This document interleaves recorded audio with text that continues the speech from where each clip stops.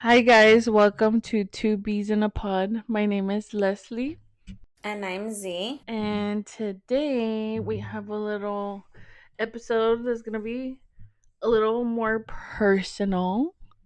Um, I'm gonna be talking about my engagement, glow up, dating now, and Z is gonna talk about. I'll be talking about how my street crush became my soulmate. Okay, do you want to start first, or are you ready to share your story? Yes, I am ready. So, I will be talking about how I met my husband and what our life has been the past 17 years or so. It's a little crazy when I think about it because sometimes I still feel like we're young and we're like 5, 6 years in, and then when you do the math ain't mathin', and I'm like, wait, it's been way too long. But have you ever seen someone and just know like this is my person? I I really don't want to sound like like the romantic comedies because it was nothing like that. Like I was a little mocosa 15-year-old thinking like I thought everybody was cute at the time. I was like boy crazy all the time, but then seen my husband. So I was coming out of a violent toxic relationship at the time with somebody for about a year, and it was very toxic.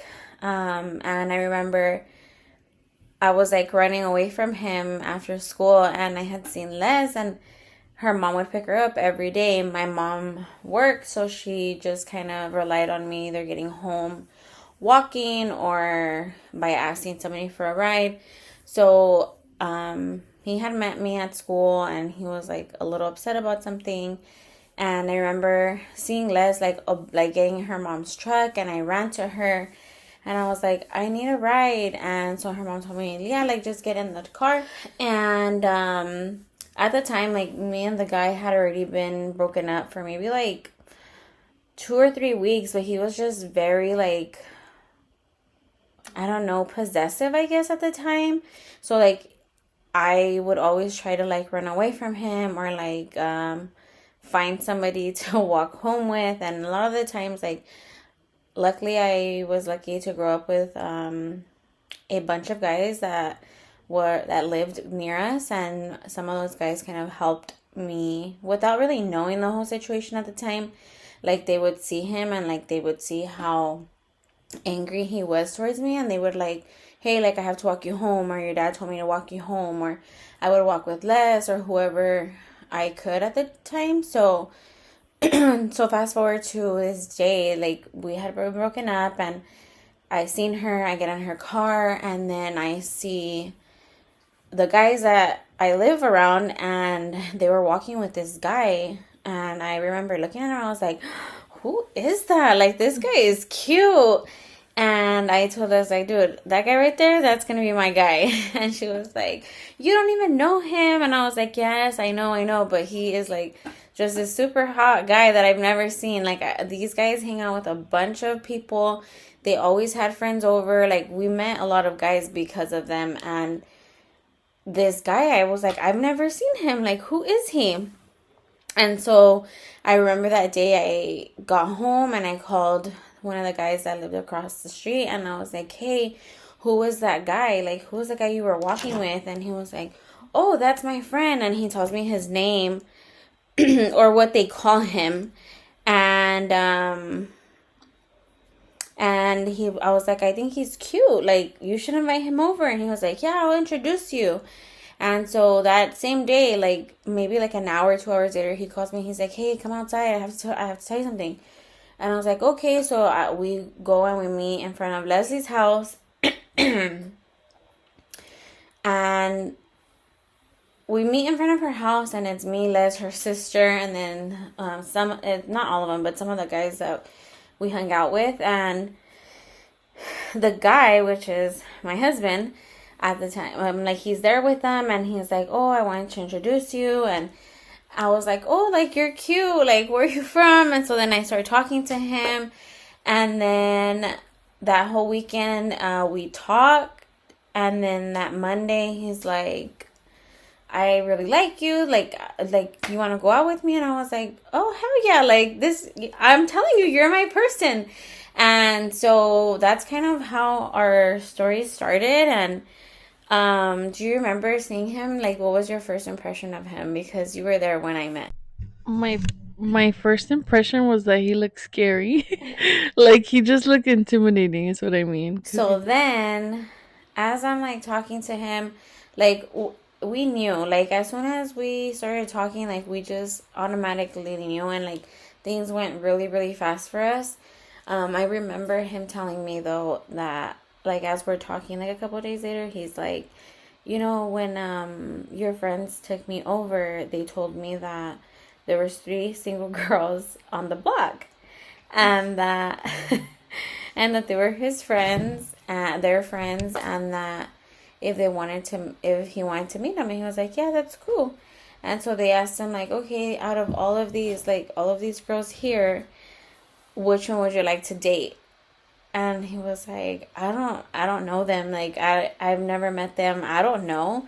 And they were like, well, one of them has this. One of them is rich. One of them is this. Like they were like labeling us like they were auctioning us for free, girl.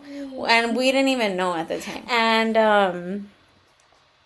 And so yeah, like I just felt like he swept me off my feet. I was only 15, but I just fell in love with him instantly. It was like an instant connection, and it kind of just went pretty fast. I don't even remember. Is that how it feels though? Like when have you ever felt like that with anybody else before? No, so I mean, like I dated a lot when I was younger, and I had a couple of serious relationships, but nobody that showed me the what he did, like the love, the affection, like the stories he told me, like all these things that we connected with. It was different. Like I thought I was in love with guys before him, but he was the one that like I was like, no, you were stupid. Like that was not love. Like you might have liked these other guys, or you might have had some type of connection with these guys, but I always tell him, and even to this day I tell him, like, you were my exception. Like I broke a lot of my own personal rules for this guy, and which is my husband. And like I said, I dated guys that I was with for almost a year, and I didn't break any of my own rules. Like I had rules, I had boundaries, and I was like, no, I'm not gonna like sleep with him. I'm not gonna have sex until I'm like 18 or until I'm like in a really serious relationship. And I was in that relationship with him for a year, and I just knew that he wasn't my person. And even though I thought at the time I was in love with him, he showed me his dark side. So I kind of knew he wasn't gonna be my person. And there was other guys also that like I thought at the time was love, or that I felt a certain type of way with them, but my husband just kind of threw me off my game. Like I was this tough bitch growing up. Like I didn't care about anybody's feelings. I didn't care about anything. I just cared about myself, about being happy. I cared about messing around and doing all these things that I wasn't supposed to be doing. And I was very free spirited. And then when I found my husband, it kind of calmed me down, and I wasn't this tough bitch that I used to be before. Like I still say I'm a tough bitch, but I'm a married tough bitch. I still say I used to be a hoe, but now I'm just a married hoe. Like it's just when I met my husband, like everything just changed for me. Okay. So what do you feel like was different about him than other guys? Like what made him stand out from the rest? Or was it just the way he was with you?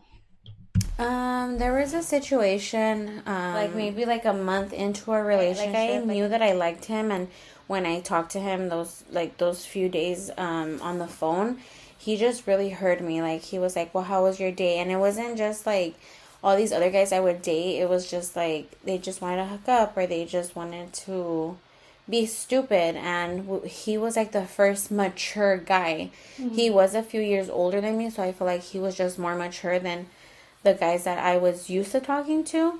He was like always like, oh, how are your brothers? Or he would go play with my brothers, or he also went and he asked my parents for permission to date me. Like so he did so many things that showed me like, man, like this guy is really it. Like it wasn't like all these other guys was like escondida. Like I could only have a relationship with these guys outside, or they just, I was like the side bitch, or I was the fucking whoever needed me, you know? So Yeah. this was the first guy that gave me the attention. He was consistent. He was on the phone with me. He'd be like, "Hey, come watch me play." And that's kind of like what attracted me to him the most. And then the guys that introduced me to him in the first place, they started getting jealous because I wasn't the same bitch. And like I said, I was just a bitch that I didn't care. Like I would talk to two, three, four guys, different cities. I was just very outgoing, outspoken. So I used to like to have fun. And when I got with him, he was like the first guy that it was just him. Like I didn't, that's why I always say he was my exception. Like I literally stopped talking to everybody else. People that I had hooked up with for years, like I stopped hooking up with them, like I stopped talking to them. And they're like, "What the fuck? Like why is this guy different than the last guy?" And I'm like, because there's just something about him. Like I can't fuck this one up. And they sometimes, there was some of these friends that would go, my parents would pay them to like cut the grass or to do stuff for them. And I remember one of the guys went and he was like, "Oh, do you know where your man was at last night?" And I was like, "No." And he was like, "He was at the strip club. We took him to the strip club and we were in Max at the strip club." And he's telling me all these things and I'm like, "And what's your point?" And he's like, "Well, what the fuck? You didn't know?" And I'm like, "I don't care what he does. Because at the end of the day, he's still going to come back to me. He still called me this morning. We're still going to go. I'm still going to go see him later. So at the end of the day, he sure went to a strip club. He went to a strip club. Like, there's no reason for me to be upset about this." And he was upset because I wasn't upset about the situation, but some of them starting to like interfere in the relationship and like tell him like, "Oh, your girl's still with her ex," and this and that. So that's the story that I'm leading to with, this is when I knew like this was my guy. I mean, I knew a lot of like little things he was showing me, but the biggest thing was my ex showed up.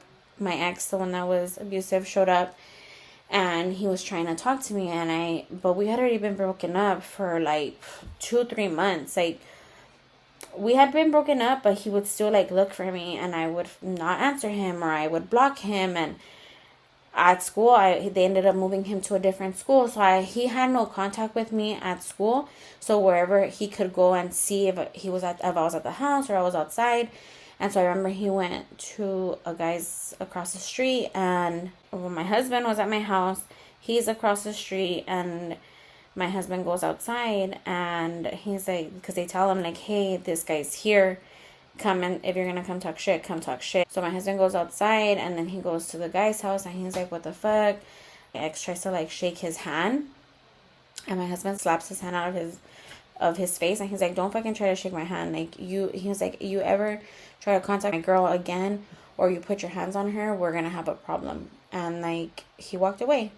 And I felt like that was like the first time that anybody ever stepped up for me in that sense. Like this was the first person that showed that he wasn't gonna let somebody else do anything to me, or like he showed me that he was like gonna protect me. And that's what I liked, that I felt like he could protect me, because I felt at the time I couldn't tell nobody what was going on in that previous relationship. And he was like the first person that I was able to open up with, and like he was able to kind of save me from that abusive relationship of me going back. So that's kind of what was like what showed me like he was for real. I didn't even know that. Like, I kind of knew a little bit about that story, but I had no idea that he went to him and told him that. So it was more like his protective side that made you, because I feel like with everybody else, like it was just like they would call you when they would want something, or they just wanted to hook up, or they just wanted to have fun. And for him, it was more about you. So yeah, that's kind of what happened. We were together for about a year, and then we ended up taking a break. We broke up for a little bit, and for like a year we kind of were not together, but we would still like just hook up. And I remember one time I was like shopping with my friends. I think you were with me.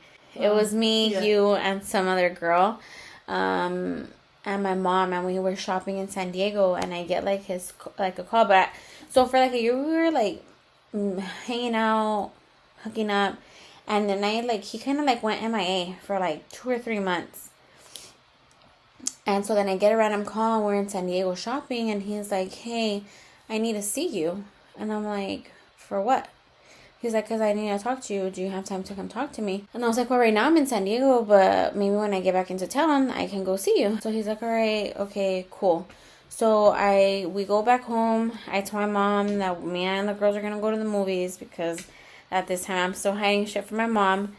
And so we go, I'm already driving, and so we go to where he lives. And he's just like, "You know what? We've done our thing for about a year, and we have explored other options, and I didn't like the options, and I really fell in love with you. Like, you're like the only person that has ever really, like, I've been able to love, and you've showed me love, and my family loves you. So I don't want to see nobody else anymore. Like, you're the person that I want to be with." And so I was like, "Okay, cool. Like, I've been waiting, homie. Like, time was ticking. I was just waiting for you to call me because in that year, I didn't get into, like, another relationship. I mean, I still did my thing, but I wasn't in another relationship. I was just waiting for him because at the end of the day, no matter what time, no matter when, he would call, and I was there. And sometimes he would, like, and everybody, like, now when I talk about it, like, with my family and stuff, I'm like, I remember he lived like 15 miles away, and he would come in the nighttime, like between 9 or 10 o'clock. He would ride in the summer to come and see me and just to tell me good night. And like, those were like the things that he would do that I'm like, how can I let this go? You know, like, how is this not gonna work out? Like, you're coming on a fucking bike for 15 miles in the nighttime for a 5 minute, while I can sneak out of my mom's for 5 minutes to give you a hug and a kiss goodnight. And so, like, he did that. And so, like, those were, like, the little things that showed me, like, this guy is serious. So when he tells me, like, this is it, like, you're the person I want to be with, I was like, well, fuck, like, that's what I've been waiting for. I was just waiting for you to, like, call the shots. And so that's kind of how it started for us. So we got back together in 2009. And then we were together for about 4 days. And I was going to college at the time, and I was in my car. I had a break in between my classes, and so in between my breaks, I went to go pick him up to give him a ride to work. So as I'm driving him to work, I see my mom. So we're on this long street in El Centro, and I'm at the corner driving my little freaking green Honda. He's sitting in the front, I'm in the driver's seat, and we're at an intersection at a light. And I look up, I see my dad, I look next to him, and my mom's sitting next to my dad, and I make eye contact with her. And I was like, son of a bitch. And she starts calling me, bro. And I'm like, fuck, I'm supposed to be in school right now. Like, she's fucking mad. She doesn't know that I'm talking to him again. I still haven't told her that I'm back with him because, again, we had just got back together 4 days ago. Yeah. And so I fucking rush to go drop him off. I rush to IVC. I get off the car. My mom's called me like 15 times already. She's fucking left me voicemails. She's cussing me the fuck out. And she's like, ¿En dónde chingados? ¿Por qué andas acá? And like, she's just going on and on. And so then I call her back. I'm like, hey, you called. I was in class. And she's like, estás pendeja. Yo te miré. And I'm like, you didn't see nothing. I'm in class. You want to talk to my teacher? And she's like, vas a ver cuando llegue. She's like, I'm going to talk to your dad right now. She was like, you're going to lose your car. Or I don't know what she said. Like, so she starts telling me all these things, dude. And she's like cussing me out. And I'm like, I'm fucking 18 already. All right. So I'm in college. Like, I'm not doing anything bad. I'm giving him a ride. But there was already like a lot of like back and forth because my parents were still being kind of strict. Yeah. So it was that. there was some stuff I had found out about some other situation that was happening. So I was like in the rocks with some of my friends. I was just like in a hard, like in a rough spot, I guess. And I was like, you know what?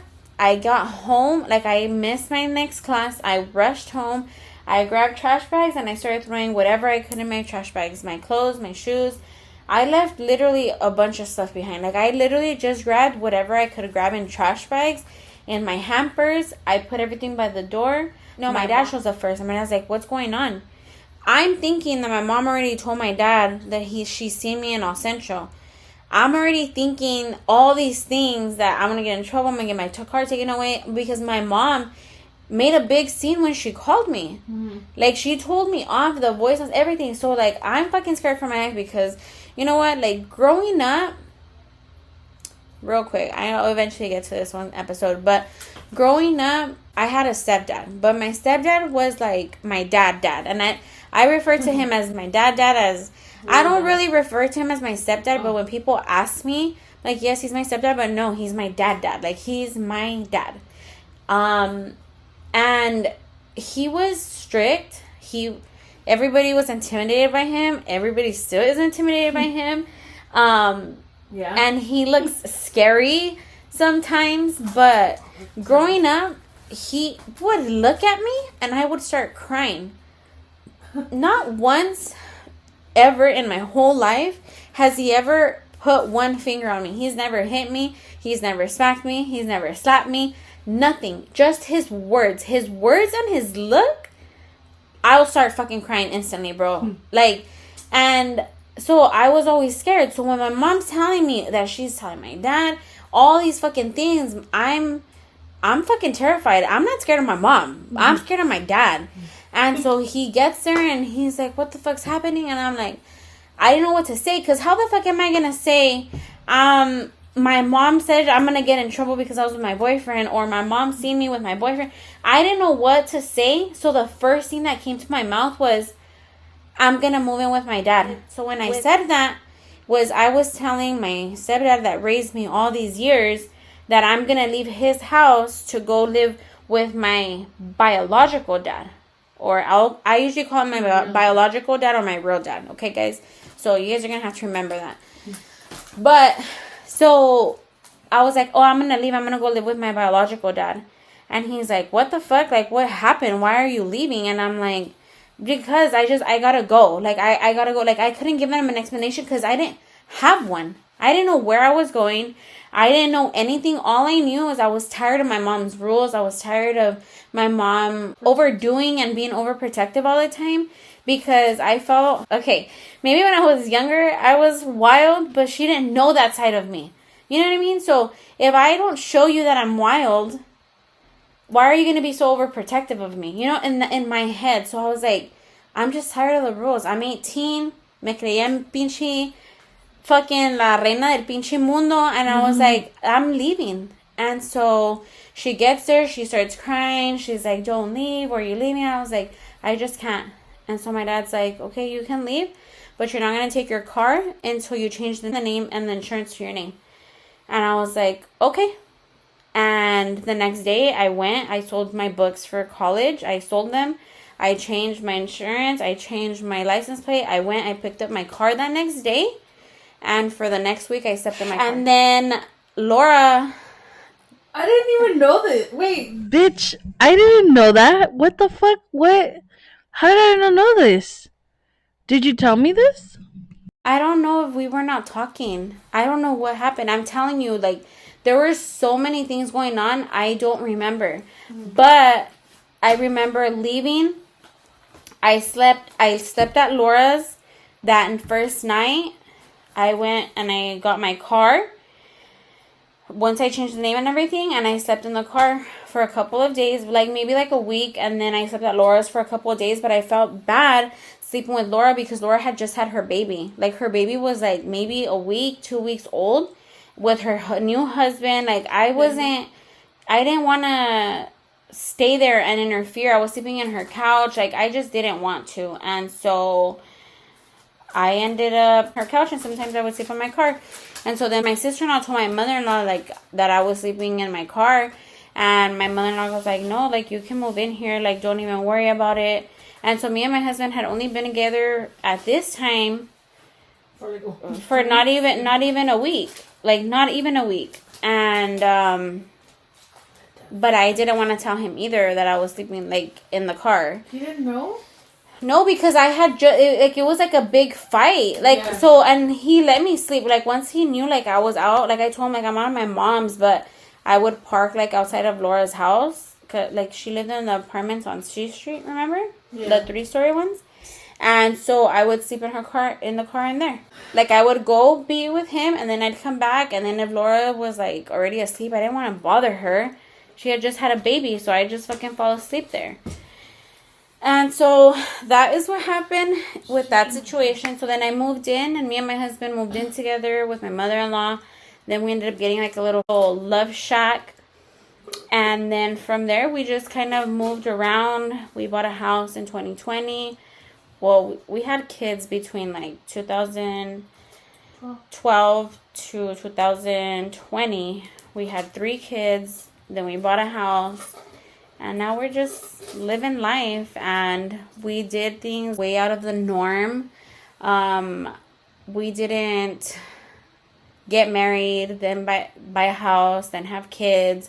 Like, we did things our way. And it's how it worked for us. Like, don't ever let anybody rush you into marriage or rush you into doing things, because like for us, I mean, it worked this way, but I feel like when you rush into a marriage and then you move in after you're married and then you have kids, you kind of don't really learn how to be with that person or live with that person or really get to know how that person is, because if you don't know that person that you're living with before you start having kids, or before you sign yourself and sign your life away to them, and then they do shady shit and you're like, you know what, he's this person, or he doesn't help me, or he's this, he's that, but you're already married, you already have kids, and for you, yeah, like, and then there's problems. So, but again, everybody is different. For us, this is kind of how it worked out, and it's been working out.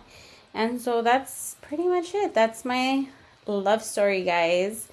Now Leslie's gonna tune in. All right, guys.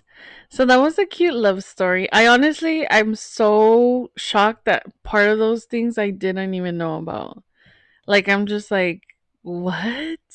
Fucking Lao coming through? That was nice of Lao. I remember, dude, going to her house, to her apartment once. I think it was when they were building the crib. I remember. And I was like, we were there, we were on her couch, and she was like cleaning out her cabinets and like fixing the baby stuff. I was like, dude, that's crazy. Yeah, and so with Lao, I actually helped her build her first crib. I helped her build her first car seat, stroller. Like, I helped her do a lot of that stuff. So me and Lao have known each other for a very long time too.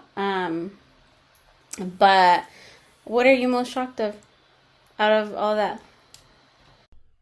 That you fucking slept in your car, like that whole thing. Because I remember that story when you left, but I didn't know that you were. I From what I remembered was that you left to go live with him, but I didn't know.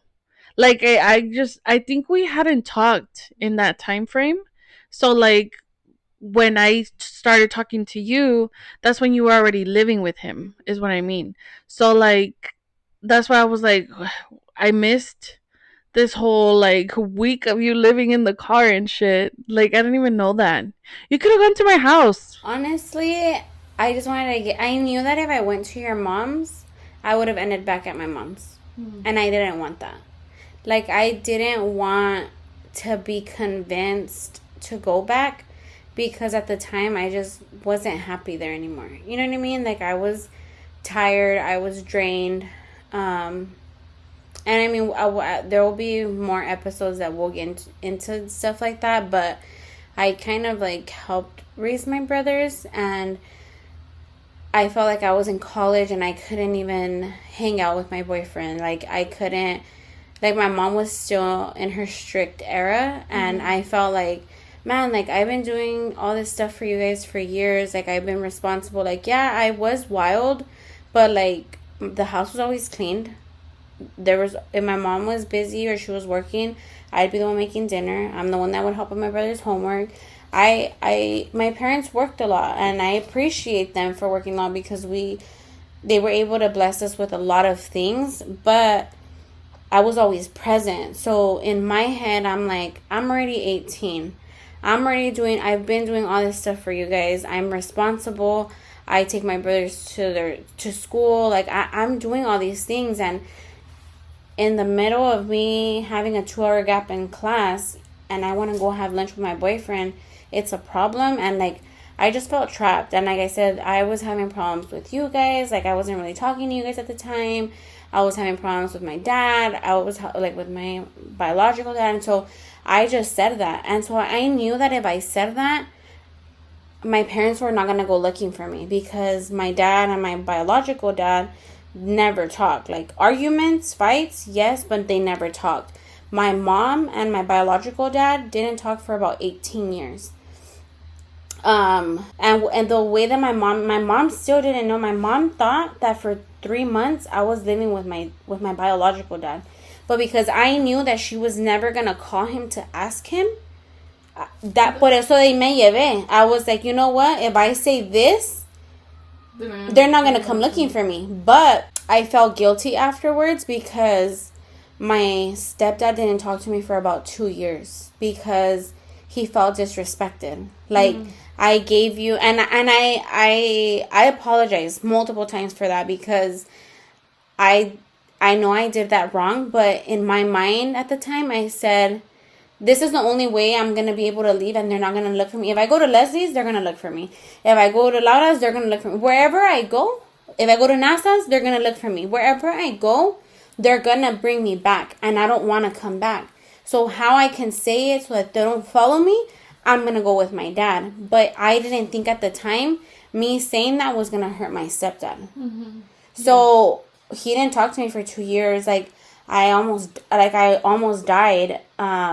Like, literally died, and he didn't even go to the hospital, and that hurt me, like, to the core.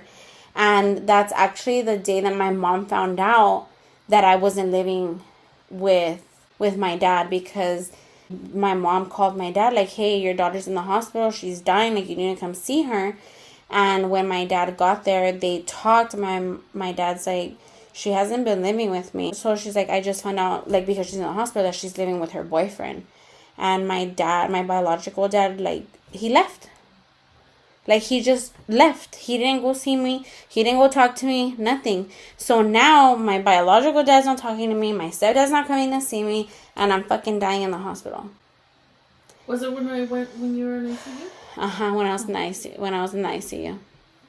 And so it was a rough moment. But, I mean, that'll be for a different story. But it hurt because I knew that I hurt my dad in the process, my stepdad. I know that I hurt him by saying that. Mm-hmm. Yeah. But at the time, I was being selfish and I didn't think about that, you know?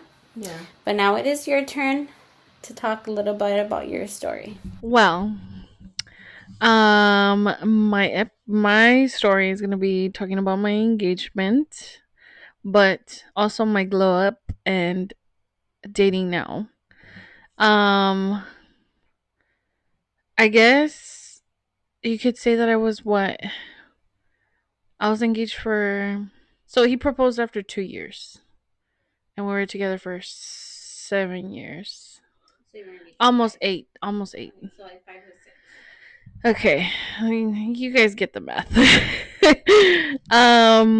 So I met him actually through my best friend. Unfortunately, I'm sorry. And I'm so sorry. I don't know how many times I have apologized for this, because I feel partly responsible.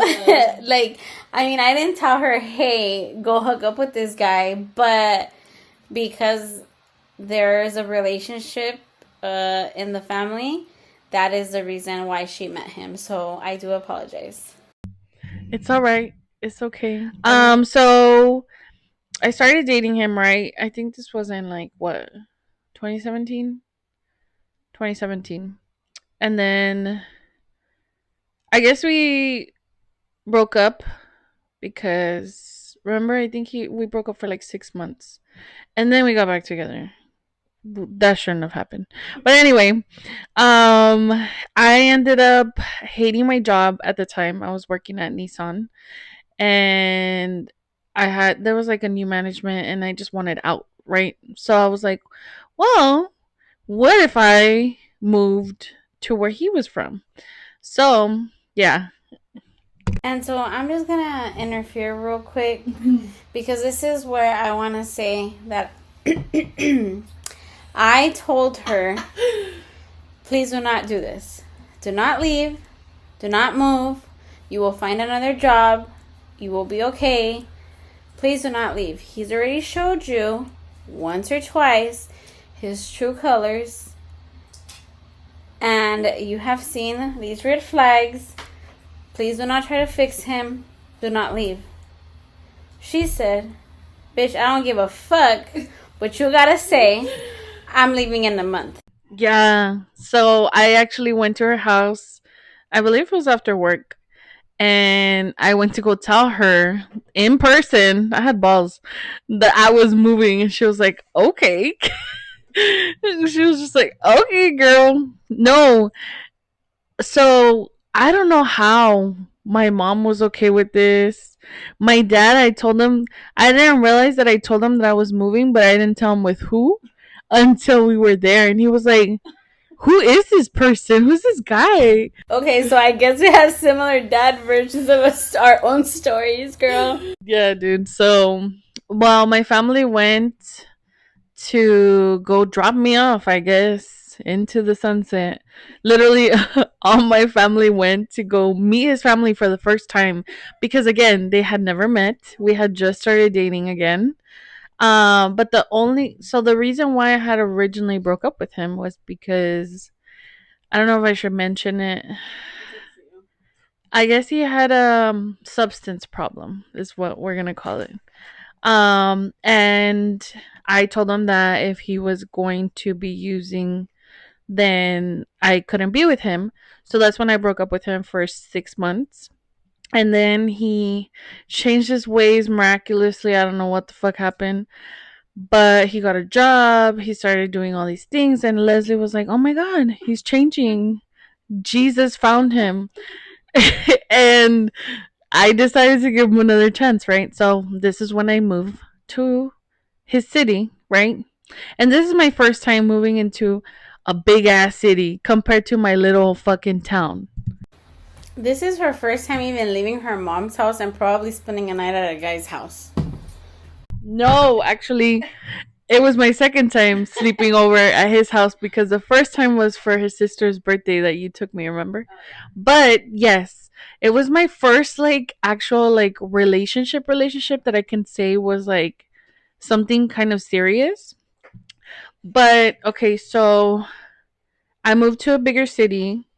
I felt like I was living my best life because remember my parents were fucking strict. I couldn't even get out of my fence. So like a little backstory is that we lived there. So it was him, me, his sister, and his dad, right? His stepdad. So like we were kind of like most of the time by ourselves. So it was like nobody was really around. So we had all this freedom, right? Besides working and stuff. But anyway, I'm already sidetracked. Anyway, um, I lived there. I moved in there, and then I realized that I've never fucking lived with this person. So like, you start seeing their sides, of who they really fucking are. Sad as his face. I was like, I'm not gonna talk shit, but here I am. But anyway, like she's she's laughing. I feel like you don't know a person until you live with them. Is what basically I'm saying. And this is why I said that it is important, public, so this is to people in the back, that sometimes it is better to live with a person before you get married or you have kids. Yeah, that what she said. So anyway, we lived out there for, I believe it was 4 years.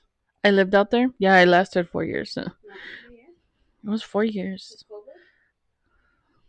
It was 2018. No, yeah, during COVID, we came back to my hometown, and so we had came back because he had lost his job because of COVID and because he hurt his back. And so I was like, the best thing to do is move back home. But it was his idea, okay? By the way, his idea to move over here and to sell food and do all these things, right? And so I moved back home. I moved in with my mom. Um, and that's when reality started hitting. And reality hit me a long ass time ago. But like moving into my mom's house, I feel like the this is dying over there. I feel like not only did I start seeing who he was, but my family did as well. But anyway, I'm just gonna go around. Saddest. It's just hard to like cover up all this shit, you know? Maybe I shouldn't be talking about this. I have to talk shit all this time. Oh my god. Okay, well, whatever. Okay, so when we moved back, I was the main breadwinner, right? I was working from home. Yes. You mean the only breadwinner? Yeah, I was the only breadwinner. Um, I feel like I was carrying the relationship emotionally and financially because again, I was the only one working. Um, I was doing wifey things and yeah, almost. I feel like it was. I feel like everything was very one sided, right? I'm not talking shit. This is straight up facts, by the way. Um, allegedly. He could say otherwise, but I don't know if you guys would believe him. After we broke up, I found out things that definitely validated my decision to leave him. But just to be clear, I left him because I was unhappy, not because of those things that I found out after we broke up. Um, he has a lot of things to work on, and I wasn't about to raise a grown ass man. Why I left, I felt like it was very much love without effort, and I don't know. I decided to choose myself, even though it did hurt because I really cared about this person. Like I was with him for almost 8 years. So when you're like kind of like grieving your relationship, when it's already like you could tell that it's not working out. And after like it happened, I was kind of like not to be fucked up or anything, but I felt like it was a weight off my shoulders. What I learned, I feel like I love hard and I give a lot and I felt like I wasn't getting anything in return. So I decided that it was better for me to leave, right? It was better to for me to end the engagement.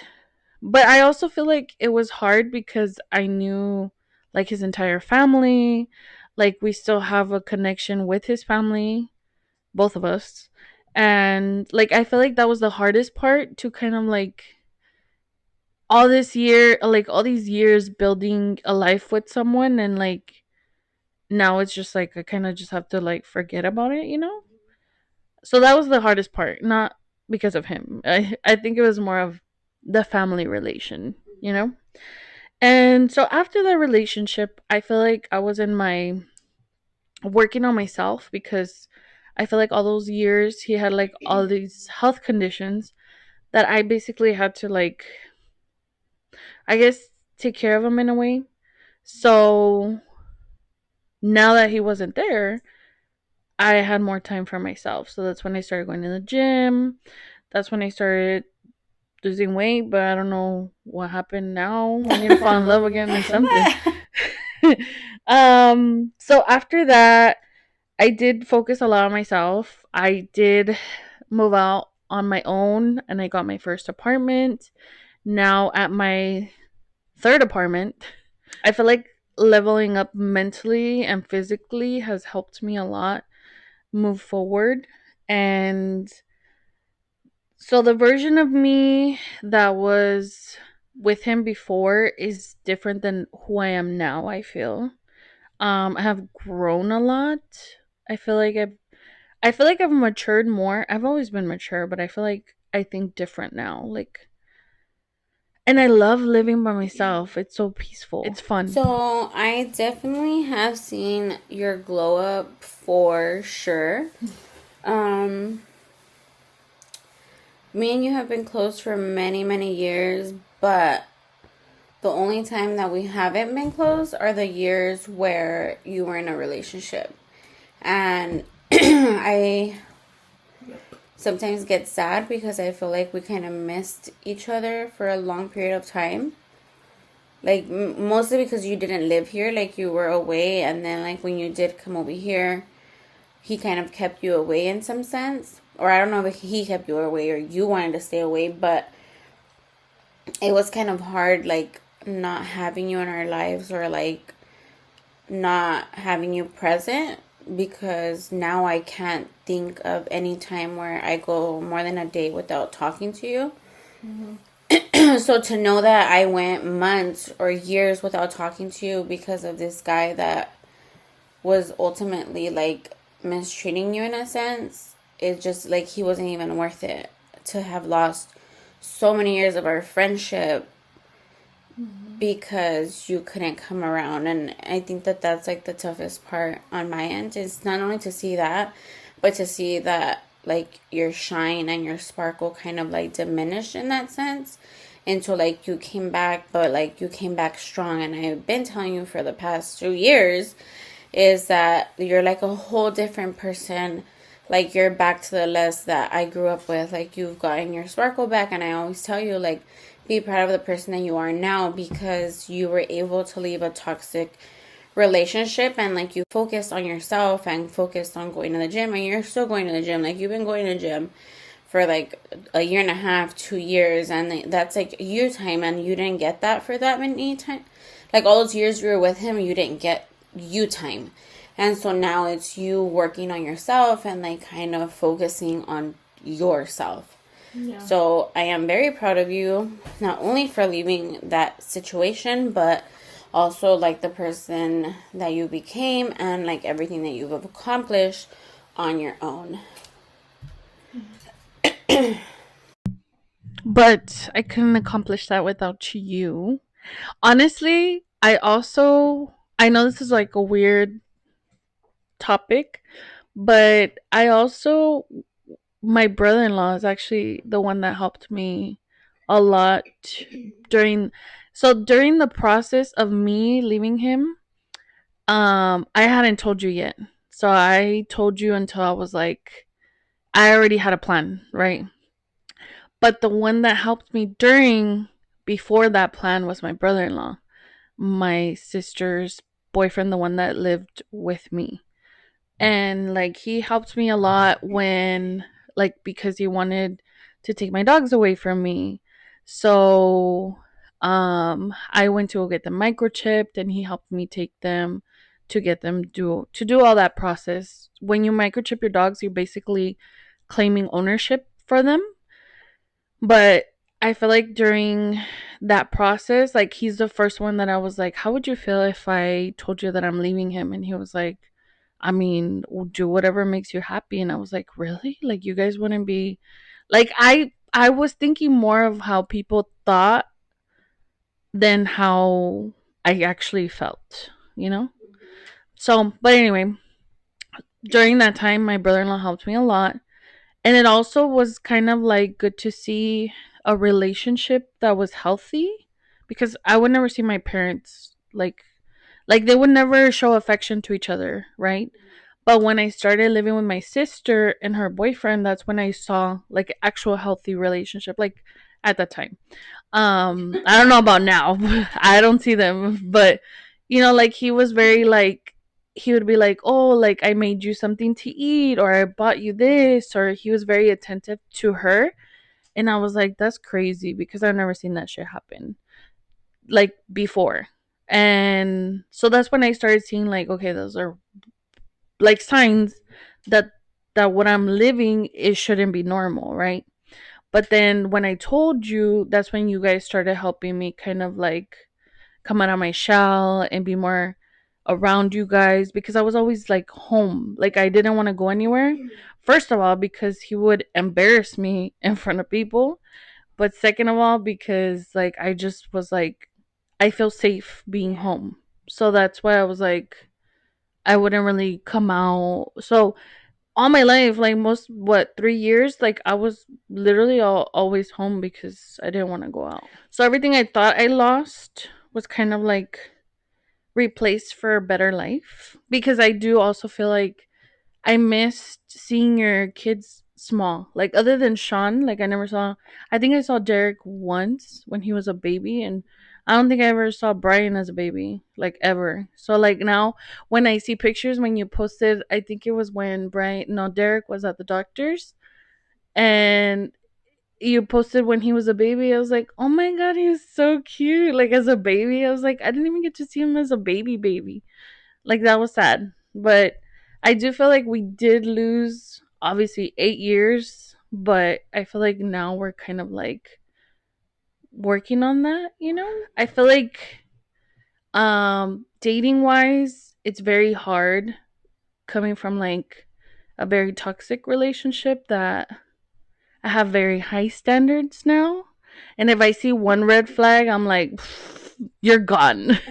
Like I feel like my expectations are so high now because one, I was a breadwinner.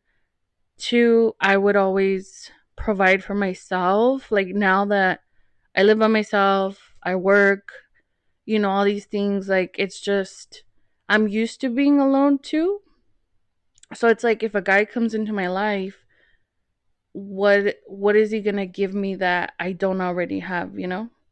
So I feel like my expectations on a guy is like super high, and I feel like I struggle with finding the perfect guy and then realizing that there's not really a perfect guy, but my expectations are super high.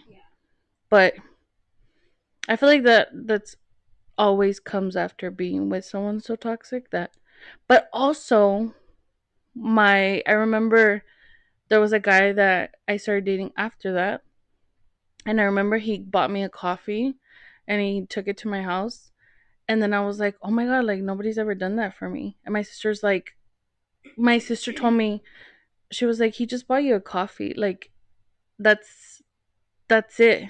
That's it's normal." Like it kind of made me realize that like nobody had done like simple things like that for me. That like it kind of like dumbed me down. I was like, "What?" Like that's true, you know? So I remember you telling me that story, and I was like, bitch, what? Like, you were fucking engaged for fucking, I don't know, 4 or 5 years or however long you said, but you were in a relationship with this guy for so long, and like, he never bought you a fucking coffee? And like, I remember some of the stories you would tell me, like, and again, you can cut this out if you don't want to talk about it, but I remember like you telling me, like, you one time you told me like, oh, I'm hungry, and I was like, what the fuck, why didn't you eat? And it was already like 12, and you're like, oh, it's because I don't have my car. And I was like, well, where's your car? And you're like, oh, this fool went to go to the gym and to go get breakfast, or he went to go get breakfast or something. And then I talked to you like later on, and you were like, oh, I haven't ate yet because I've been working. And I was like, dude, it's already like 2 or 3. Didn't you say he went to go get breakfast? And you're like, oh yeah, he went to go eat and he came home, but he didn't bring me nothing. And he just went to his room to go lay down. And I was like, bitch, what? Like, you're working. Yeah. He spent your money to go get a fucking breakfast burrito or whatever the fuck he went to go do. And he didn't bring you nothing. Like, and so now it just makes me mad. Like, because I like sometimes my husband will wake up early and like make me breakfast, or like he'll make us something. Like if we're painting or we're doing something, he'll be cooking for us, and it's not just for me, it's like for all of us. So when I hear these things, or he'll buy me coffee, or the other day like he went to go run, came home, showered, dropped something off for my son's friend's birthday at the school, and then he was like, "I'm gonna go. I'm driving to El Centro. I'm gonna go get you lunch. Let's have lunch together." And so I'm like, I so when I hear stuff like that, I'm like, how? Like, how did this fool not ever like take you anything or do anything? And when you told me that story about the coffee, I was like, dude, thank God that you're not with this guy no more, because he did not appreciate you whatsoever. And I feel like that's why your expectations, I feel like your expectations, you no, you set you're setting your boundaries at a certain level, but you also don't let guys buy you stuff. Yeah. Like, because a lot of the times when you talk to these guys, and I've heard you tell me like, oh, like he wanted to buy me this, or he wanted to fly me out, or he wanted to buy me a phone, or he wanted to buy me coffee. Like, I can buy it for myself. I'm like, no, girl, like, you gotta let yourself be pampered. But then I remember, like, it's because you're not used to it. Like, yeah. it didn't happen for you in your relationship. So it's weird for you, and it's out of your normal to have somebody buy you something. Or there was a guy that would send you flowers, and you never met this guy before, and he would send you hundreds of dollars of flowers multiple times. And you'd be like, dude, this is weird. And I'm like, no, it's not. Like, it's okay just to be fucking sending you flowers on a random Tuesday day. And yeah. You're like, no, but I've just never gotten flowers before, or I've never done this. And I'm like, what kind of fucking relationship shithole were you in, girl? So so this is like a little story. After I broke up with him, we made a pact, right? And so he technically still lived with me for like a month. And it was my birthday that was coming up. I low key wanted him to leave before that, but honestly, I couldn't get rid of him. So he, okay, I was just like, what the fuck? He was like, hey, do you think I could borrow some money? And I was like, for what? Like, oh, well, keep in mind because he wasn't working, so I was still providing, right? And he was like, oh, well, he was like, your birthday's coming up. And I was like, and like, we're not together anymore. So, like, you don't have to worry about my birthday. And he was like, oh, it's because I want to buy you flowers for your birthday. And I was like, you don't have to buy me flowers with my own money. So you're good. So it's like things like that. Like, I never, like, he would say he would buy me things, right? But it was myself buying things for myself. So it was stupidly pointless.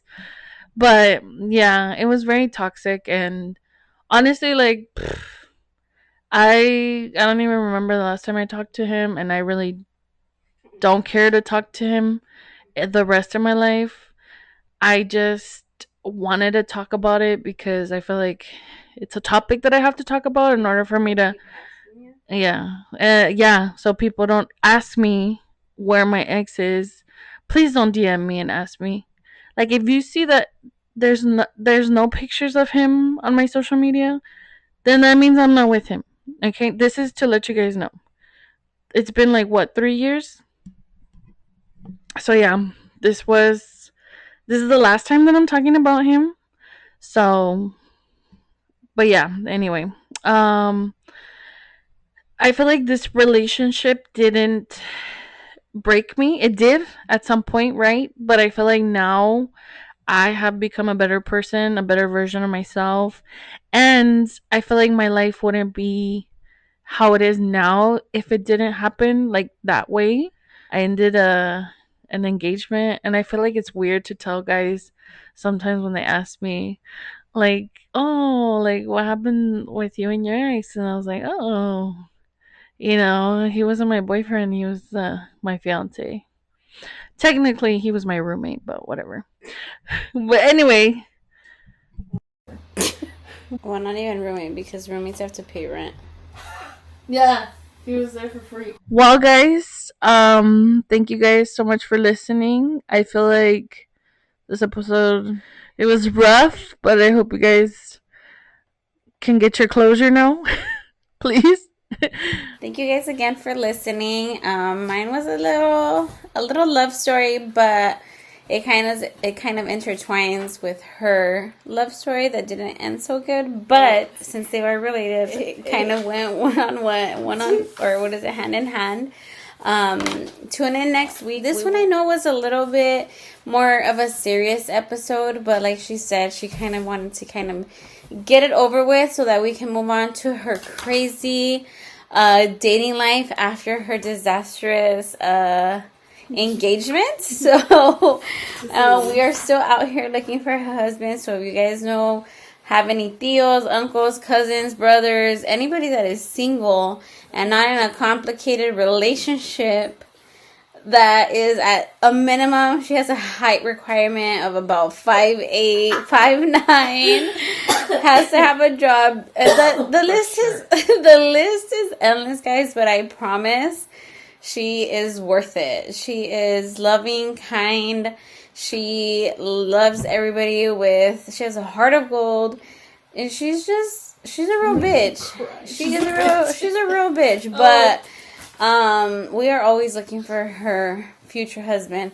Maybe one day we can have like a singles thing for her so she can have her, what is it, like, when they do speed dating?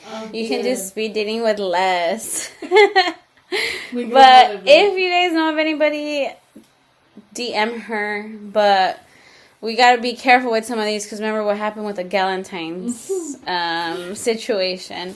But that's pretty much it. Tune in next week. We will have something fun. We'll be talking about my strict parents / sneaking around, and this will be talking about her first I guess serious dating guy after her engagement ended. Yeah. So that will be our next episode. Bye.